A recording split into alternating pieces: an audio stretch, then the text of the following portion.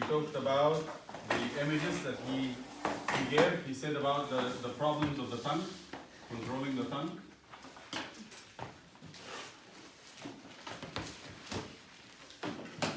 And we said there are images. How many images he put? Remember? 5. 5 images. Yes. Okay, number 1 was control the tongue like the bits of the horses, right?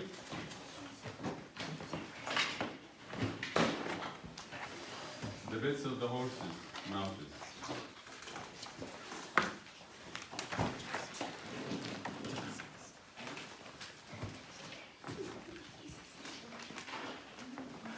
Right? And what's the second one?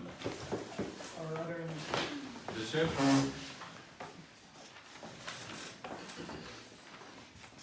And the rudder. And then rudder is the back piece that keeps moving right and left. And 3, Small fire. the fire. The small fire that actually can lit up a whole forest. 4, mixed string. the spring of water that Fresh. can actually give 2 kinds of water. One fresh and the other is bitter. What is number 5? Mixed tree. A tree that gives fruit, the different types of fruit.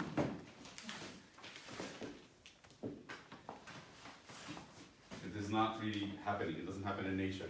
So what are the 2 fruits that he's talking about? We go to church and do what? Bless God. Bless God, and we go get out Curse man. and curse. What we spoke about, especially as a problem of the tongue, we spoke about gossip. And we did, what is the definition of gossip last time? Quickly. Talking about a person and behind their back. Saying negative things about a person. So we said is talking. This is what I want you to remember. Negatively to a person who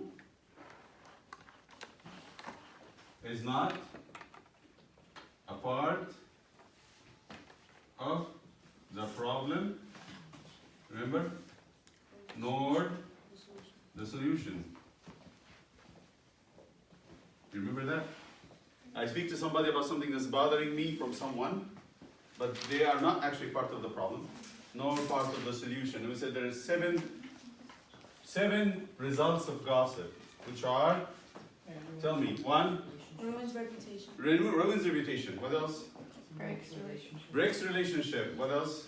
Loss of trust. Loses trust in the person who speaks. If I speak negative about someone, you will not trust me because you're going to say, Abuna is speaking negative about somebody who's not here to defend themselves. What if Abuna talks about me negative with someone else? It will happen. I promise you, it always does. Now, number 5, Comes back with consequences. come back with consequences. I'm going to have to face them later on. After everything cools down and I'm not feeling anything bad, someone is going to come back and talk to me. Did you talk about me like that? Why did you say that? Why did you have to say that? And why didn't you give me a chance to explain myself? Number 7.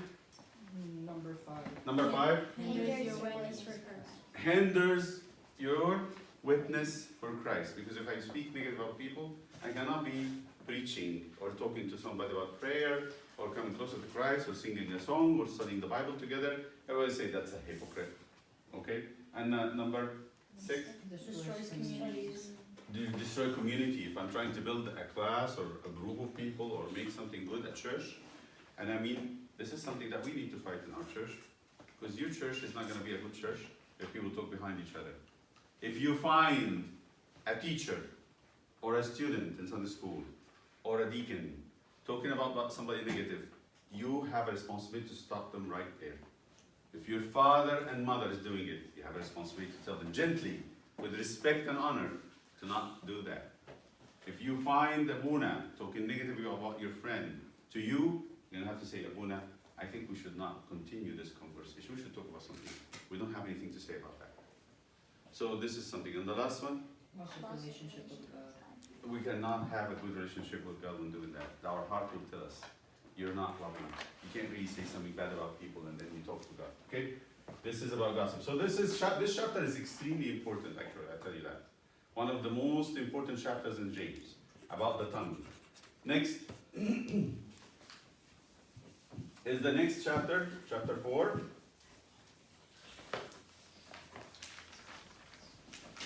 And whose turn to read?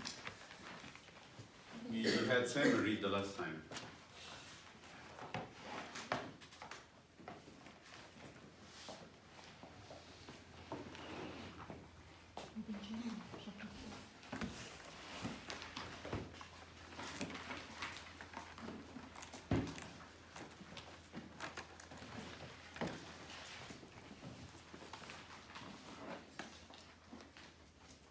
Okay?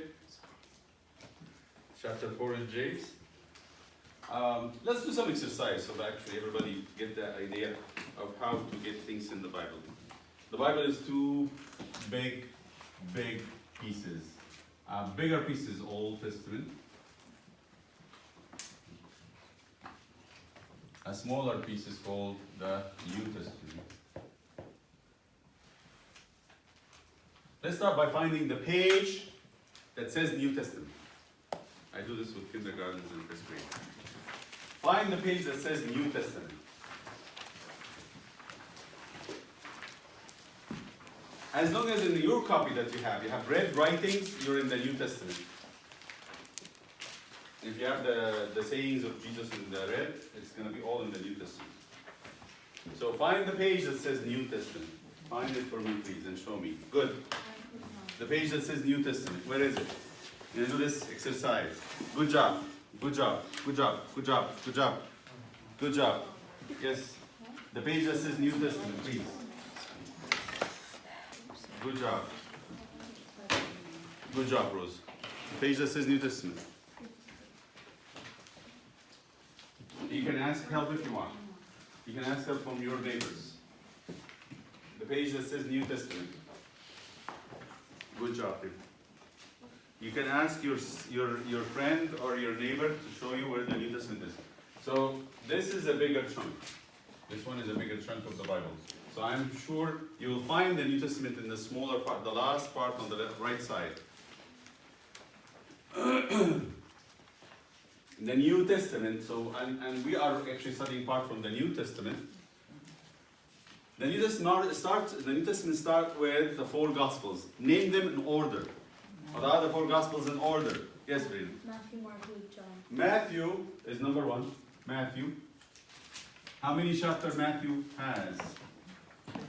Just, you can shout out. 28. No, that's wait. Yeah, 28. 28 chapters. And Mark, 16, 16. Luke, 24. John, 21. 21. Okay? So this is the list of the books of the New Testament. Matthew, Mark, Luke, and John. What's after them? What comes after the Gospels? Acts. The book of Acts. And then the letters of St. Paul. Romans. And then the letters of the Catholic letters, we just started them. And then Revelation. So again, you have 4 Gospels. You have the book of Acts. You know how many chapters in Acts? 28. You have the 14 letters of St. Paul. 14 letters. Each of them has many chapters. The Catholic letters are, we said, James, 2 Peter, 3 John, and 1 Jude. How many? James, 2 Peter, 3 John, and 1 Jude. That's 7. How many chapters? Letters. How many chapters in the Revelation? 21? 21 chapters. It's like St. John. Both written by St. John. It's 21 and 22.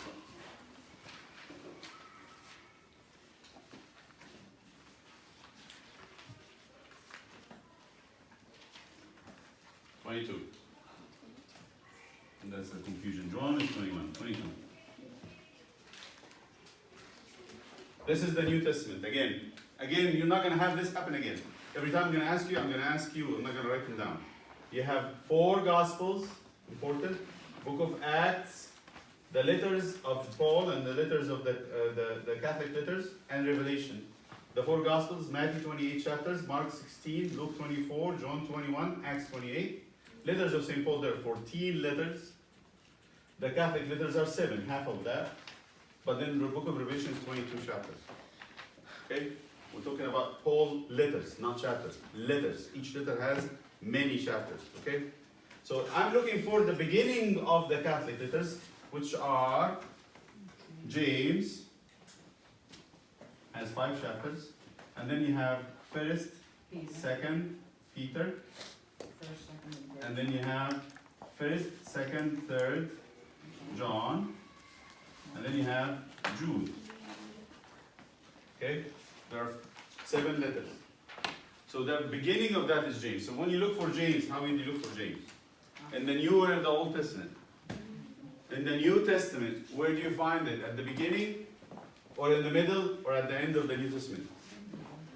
In the toward the end, not very far away from the end. So you're actually going to look at, for James, very close to Revelation, not far away from Revelation, because the huge chunk is before him. Okay? So that's how we're going to look for St. James. You found St. James? Everybody? So James, we're looking at chapter 3. Now, James chapter 3. 4, I'm sorry. Go ahead. Joseph, you want to read first? I'm okay.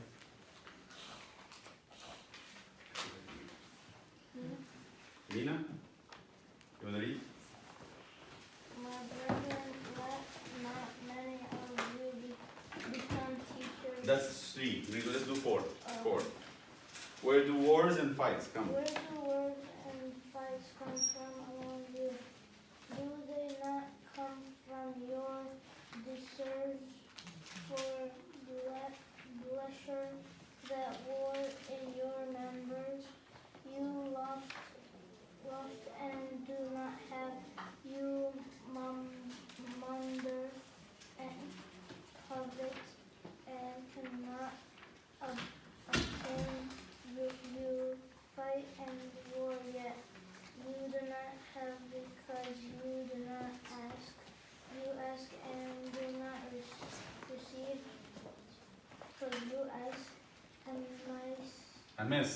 amiss, that you may spend it on your pleasures, adulteries, and Adulterers and adulteresses. We're going to talk about that soon. So what's an adulterer? What's an adulterer? Adulterer. The word is adulterer. And the other one is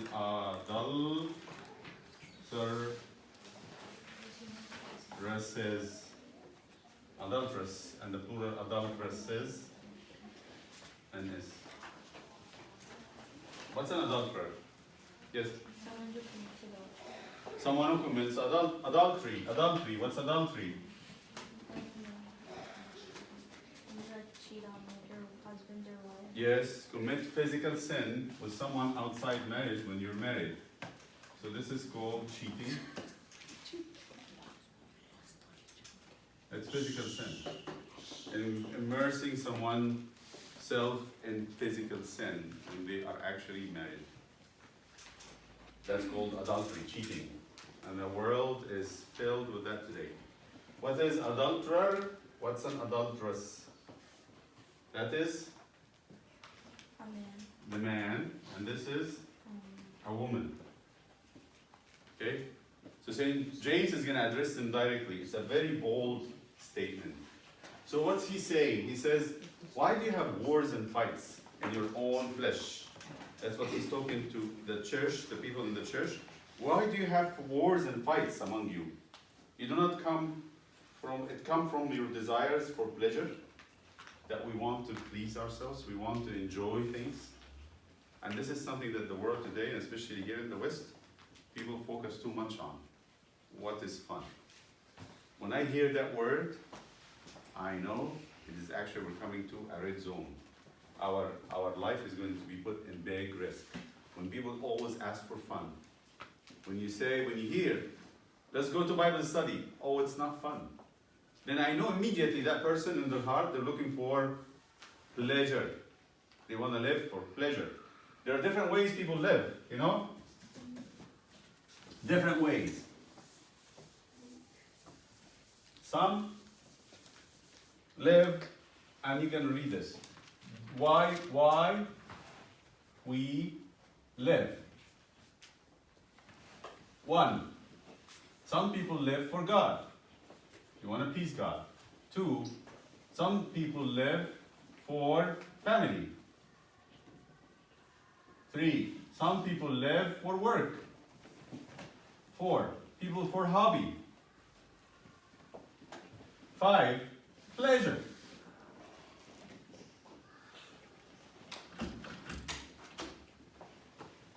Some people live for pleasure. What's fun? When we were little kids, pleasure was driving us all the time. But if I go and move in life and become a teenager and then I become an adult and then continue living pleasure, my pleasure is going to change. What pleases me as a child is not what's going to please me as an adult, right, Joseph? Yeah. Things are changing. We have taste for different things. We develop taste for other things. What was irking me, and I'm looking at it as something disgusting or not pleasing as a baby, now it becomes like mloha, like fasikh, you know? You know, when we're little, fasikh is like makes your stomach turn upside down. Coffee.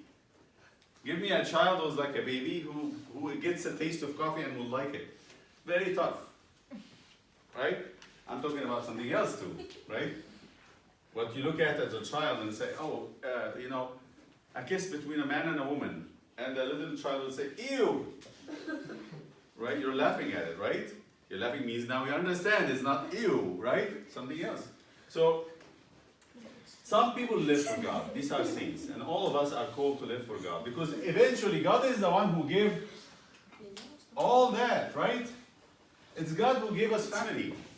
It's God who gave us work. It's God who gave us a hobby. It's God who gave us pleasure. God made all these things. Sometimes we forget. Sex. And food is made by... Who made sex? You think the devil made sex? Why is it funny? You high schooler out of them, you're the only one who's embarrassed in this group. I'm not embarrassed. Who made sex? I just find it funny. God made sex. Who made your sexual organs? You think it's made by an unknown creator? There is any creator other than God? So if we have sexual organs that God created them with our bodies, then actually who made sex? God. He intended it to happen. So if God intended it to happen, is it holy or it's not holy? It should. You use it. Very true. Very true. It depends how you use it. Sex is holy as in the context of, in the protection of, under the protection of marriage. If sex gets outside marriage, it becomes sex for pleasure. It is not holy. It is not outside the plan of God. So what about food? The devil came to tempt Jesus and told him, turn these stones into bread. And Jesus said, no, I am fasting. I have time for eating and I have time to abstain from food. Food is not a goal. But the devil, because of his hunger, when he was hungry, wanted to make the food as goal for Jesus. This is your life now. You eat or not. And Jesus said, that doesn't matter. I live by every word that comes from the mouth of my Father. I don't need you. So, some people live for that. What we're going to eat today? Oh, what do you think about the whole day? What are we going to eat when I go home? What my mother is cooking? Or are we going to go out and eat in Olive Garden? Are we going to, what's your favorite places? Chipotle or whatever. McDonald's? Chick-fil-A. Huh? Chick-fil-A. Chipotle? Chick-fil-A. Chick-fil-A. What else? Cookout. My dad's food. So, and I'm thinking the whole time, when I'm going to go to this very good place and have that dish of food, and that's all what I'm thinking about, then I'm living for. If that is all what I'm thinking about day long, it's actually I'm living for pleasure. I want to wait for that. I'm going to tell you this, but this is not to disturb you. Can you imagine food after it passes your throat? What would it look like? It doesn't smell That's the good, same taste as is good. How would I know? How do you know? How do I know that what would the food look like? Huh? Exactly.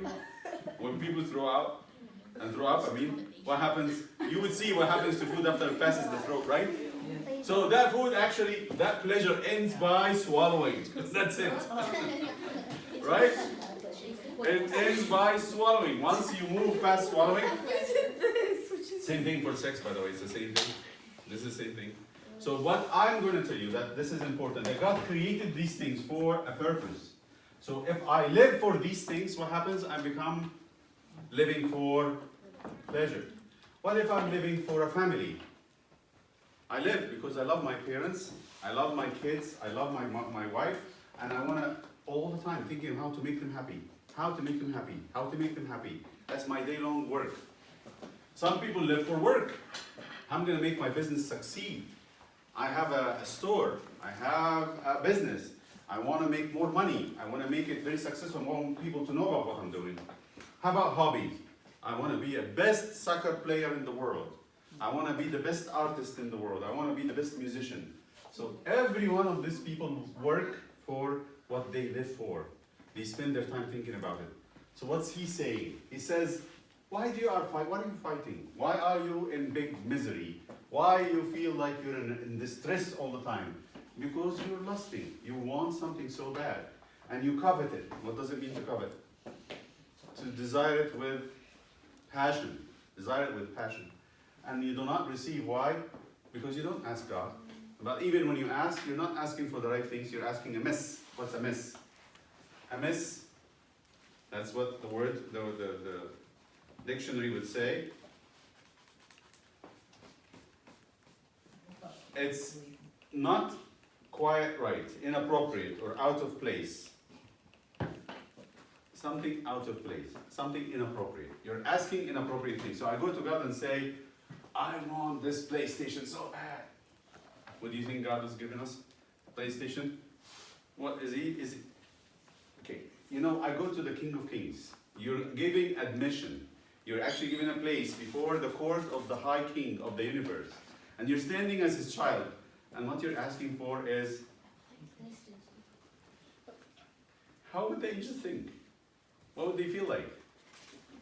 That you're serving that they're serving that. That you're actually not pleasing with your question. God can give you anything. He's going to give it to you even without asking about it. But problem is, you're taking a precious time, you're standing before him. He wants to feel your relationship. And all what you're asking for is something that's miserable, sad. So, this is what he's saying. You have wars and fights. You lust and do not receive, and you covet and do not obtain. But you don't receive because you don't ask. And then when you're going to ask, you're asking amiss, something inappropriate. Okay? And then he focuses on the adultery. That means people who are so much focused on pleasure, that's how they live. So again, what are the 5 reasons people live for? God, family, work, hobby, pleasure. I put them in order because God is the most important. Family is next important, second important. Work is, that's your work as a student is studying. And then the fourth is not bad actually, your hobby. And then the pleasure comes at the end. Yes? Wouldn't it be kind of, what would it be if you're like saying that you're trying to work, saying we live for work, but you do a lot of work just for your family? That's great. So if I really love God, and God is giving me a family, what should I do? I make sure that I work so I can have money for my family. I should have a hobby that I teach my kids. If I play soccer, I want my child to play soccer with me. And then I have pleasure for all of us. It's not about me. I please my wife, I please my husband, I please my children. So this pleasure does not become selfish. It's only when the pleasure becomes selfish, it's about me, that I use people as bodies. So people who look at pornography, for example, or look at bad pictures and they enjoy it, they're actually thinking of humans as an object of pleasure. They're gonna make me happy. They're gonna please me. So you look at the image of naked pictures or something and you think, this is for me. They don't really count. They are not humans anymore. They're actually exactly like a cone of ice cream or, you know, a meal or a sandwich of hamburger. Can humans be reduced to that? Would that be pleasing to God? Of course not. But if you turn that pleasure, even in relationships in marriage, a husband and wife go into this relationship to show or to extend love to the other. They express their love to them so they don't become selfish. Once it is selfish, and this is what the world is teaching us today, unfortunately, that in the relationship, even marriage relationship, it's about you. You're gonna take and not give. In that relationship in marriage, they both give. That's what makes it so beautiful. They both give, and they don't really think of themselves in a relationship. And it doesn't really have much emphasis on the figure or the beauty of the physical presence. It's actually about the giving, how much that person is giving in the relationship. So we get that. Do we understand all that stuff? Okay, so why the adulteress and the adulteresses? Because that's the highlight of the selfish pleasure, the selfish pleasure. You lust and do not have. Continue, Mina. Go ahead. In verse 4, adulterers. Adulterers do not know that friendship with the world is empty with God. Whoever therefore wants to be a friend of the world makes himself an enemy of Excellent. God. So this verse is for memorizing. He focuses on the adulterers and the adulteresses, but this verse says a lot. What does it mean to be a friend with the world? Who is the friend? Who is the friend of the world? Oh, the prince of the world. That's the prince. The prince is the king of the world.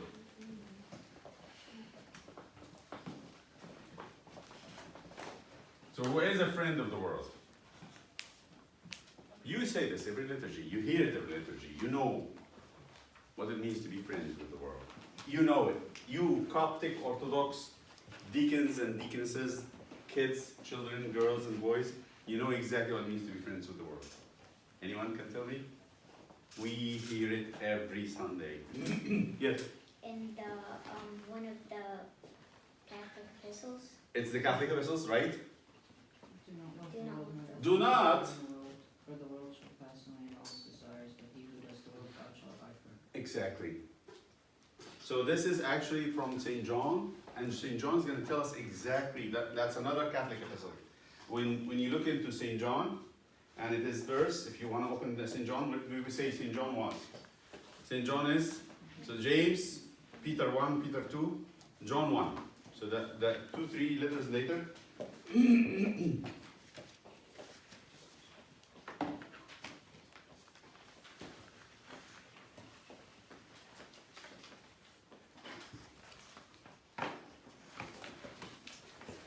It's John.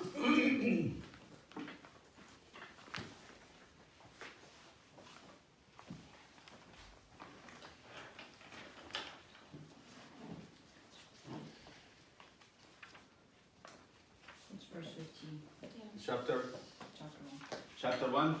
So it's John. 2, chapter 1 John chapter 2, verse 2. 15. 15. Can you read this for us? 14 or 15? It's 15. Yeah, 14, read for 14 too. I have written to you, fathers, because you have known him who is from the beginning. I have written to you, young men, because you are strong, and the word of God abides in you, and you have overcome the wicked one. Do not love the world or the things in the world. If anyone loves the world, the love of the Father is not in him. It's the same thing. He's saying the same thing. If anybody loves the world, he does not have the love of the Father, God, right? God the Father. And it continues 16. For all that is in the world, the lust of the flesh, 1 second now. Lust of the flesh, lust of the eyes, lust of the eyes, and the pride of life. and the pride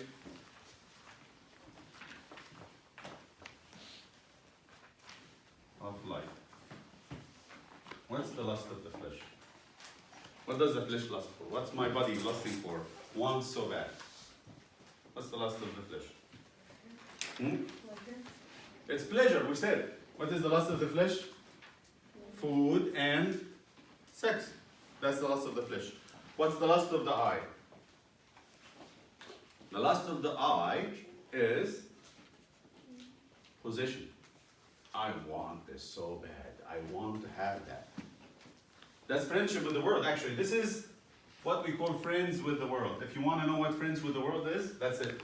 You want this game so bad. You want this car so bad. You want this program so bad. You want that building so bad. You want that house so bad. Once you say, I want that dress, I want that house, I want that car, I want that game, I want that, it is lust of the eye. Because you look at it and say, now I want this. It could be, when we were young, it was toys. You get a little bit older, it becomes more expensive toys. You get a little bit older, it becomes very expensive stuff.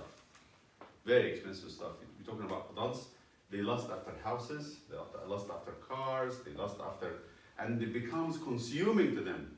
They want to live day and night thinking about it. It's okay to think about buying something, get a little bit anxiety when you need it, like a house. Somebody who's going to buy a house, they're going to be thinking about it. It's normal, it's natural. But it doesn't take over them for a year or two. And then they become so obsessed with it. And that's all what they can think about and live for it. What's pride of life? So one, lust of the flesh equals food and sex. Lust of the eye is possessions. When the devil came to Jesus and said, turn the stones into bread. Which one is this under? Turn the stones into bread. Which one is that? Lust of the flesh. When he said, look, here, all the kingdoms and the buildings of the world, I'm going to give it to you. Bow to me. What's that? Lust of the eyes. What's the last one? Pride. Huh? What's the pride of life? Being the king. Like you think as yourself high? Yes.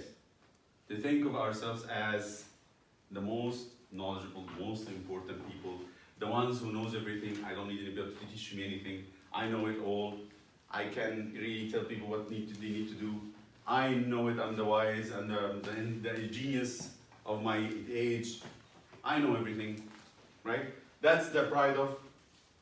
That's pride. The pride of life. I'm proud. I mean, I'm better than anybody else. So there is one lust of the flesh, food and sex. Lust of the eye, possessions. Pride of life, to think of myself better than others. All of them are called, in James it's called a friend of the world. In John it's called love the world. Love of the world. And both are coming from, this is coming from the prince of the world, the devil. You think he's going to give us the chance to be the best in the world? The devil think about somebody else better than him? No. He's going to give us this as a bait, so we can actually fall under his power. Once we fall into this, we're actually enemies of God. Get that? Once we fall into this trap, it's a trap, we become enemies of God. We cannot pray. You cannot actually think of God as something important. Jesus said it. He said, those who goes into the lust of the eyes and they think about things, they despise God.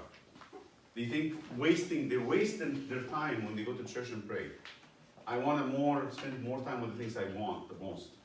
I can't spend time praying or reading the gospel. It's all waste of time. Meaning that I don't really like God at all. So those who wants to be friends of the world, they are enemies with God. He specifically spoke to which category? Adulterers and adulteresses. Let's read it again. Mina, read that verse again.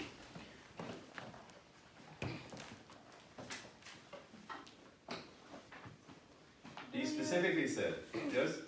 Do you not know that For adulterers, adulterers, do you not know that friendship with the world is an enmity, to be an enemy.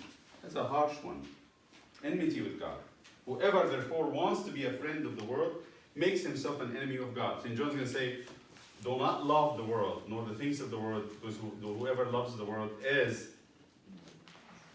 the pass away and all its pleasures but the one who does the will of God will abide forever. But he says, but what is in the world? The lust of the eye, the lust of the flesh, and the pride of life. And this is not from God, it's from the world. So John is telling us, do not love the world. James is saying to be loving of the world is actually enemy with God. You get that? So the two of them speaking the same thing, but John is explaining it to us. Now, next one, 5, verse 5. This is a nice verse, just to remember.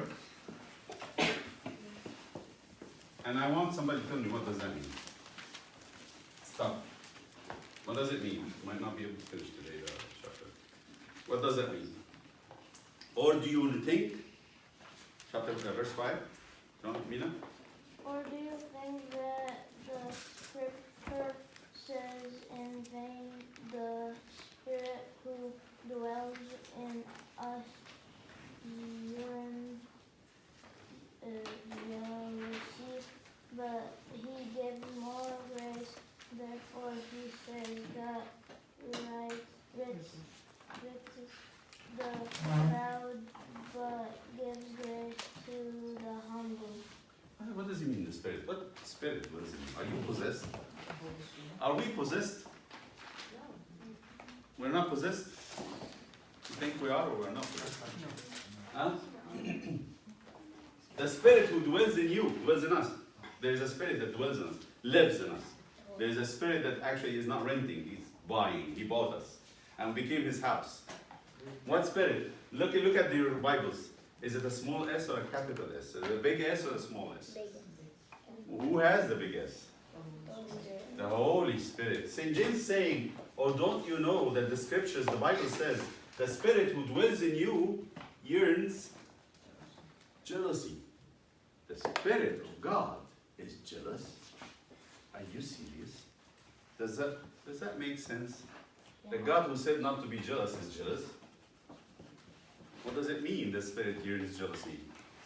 Yes? Because he wants us. Very true. It's Jesus, actually, when he spoke to Moses, it's God in the Old Testament. He says, don't have other gods, because I am a jealous God.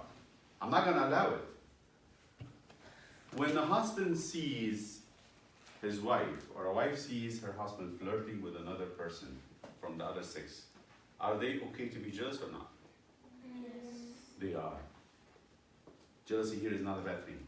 When the husband sees his wife flirting with a man, or a wife sees her husband flirting with a woman, are they okay to be jealous? Is that bad or good? It's actually good, because they own each other. You cannot be doing this. So when God sees us flirting with other gods, is that okay to be okay? No.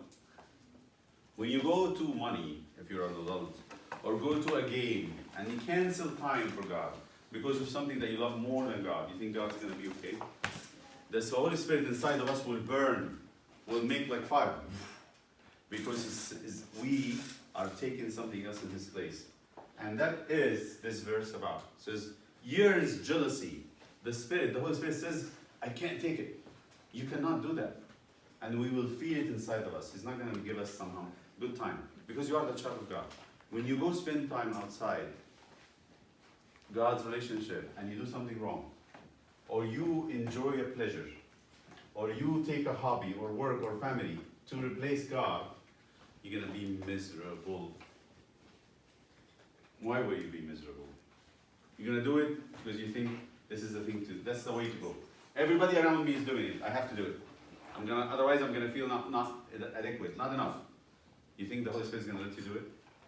How is it going to happen? How are you going to feel it? Guilt. You're going to feel guilt?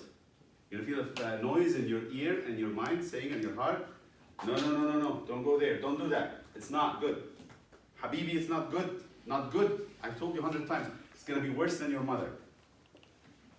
It's going to be worse than your mother. If that spirit nags you until you stop putting God number 2.